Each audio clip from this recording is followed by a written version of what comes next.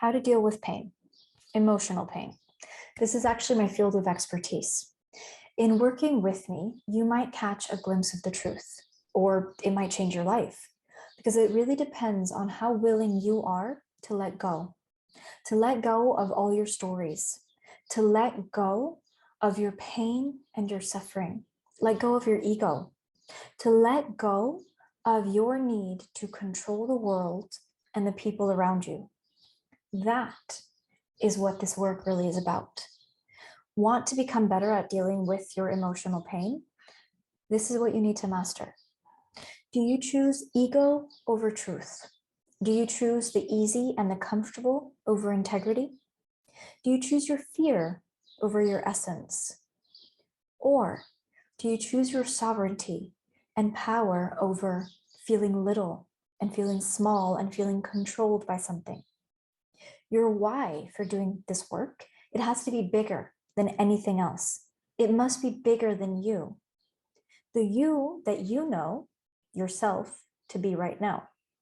Bigger than your mind, bigger than your ego, than the idea that you have of yourself and of the world right now. Bigger than the pain that you feel and that you want to change, but that you also fear.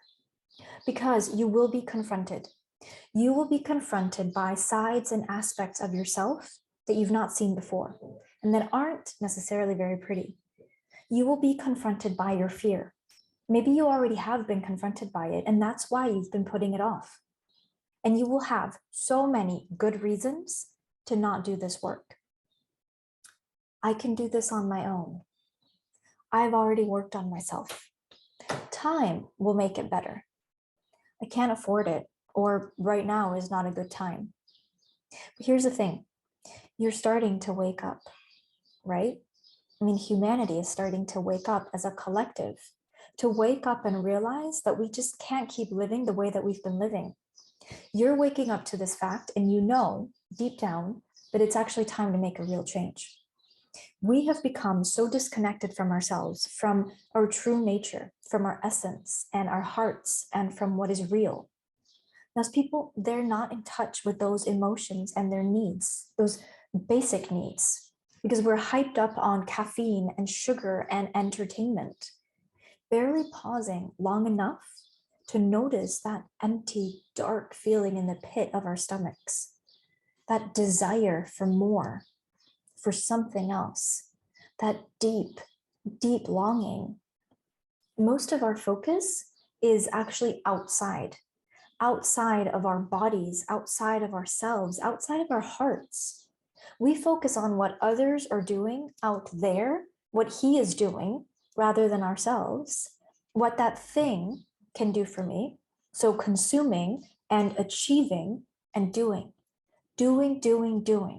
And we look outside of ourselves to try to understand and explain why it is that we feel how we feel.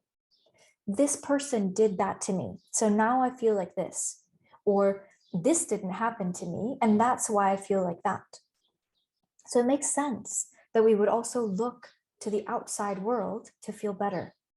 If the world can make us feel bad, it figures that it should also make us feel better, right? So I feel lonely. A relationship will fill that void. I feel depressed. I need a pick-me-up. Shopping, medication, pharma, travel, something, anything, as long as it makes me feel better. I feel anxious, so I need something to soothe and to calm me. Drink, drugs, sex, anything really. I'm stressed. I need an escape. Let me get away. That party, that holiday, time away from my regular life. But do you really think that these things will make you feel better? I mean, long term, for real. Because yes, for a moment they will, and they do. They absolutely do. But for real, deep, long-lasting change? No, because they're just band-aids. Because the problem, the pain, the empty, the fear doesn't have a solution in the outside world. It cannot be fixed with life hacks and affirmations and changing a few habits.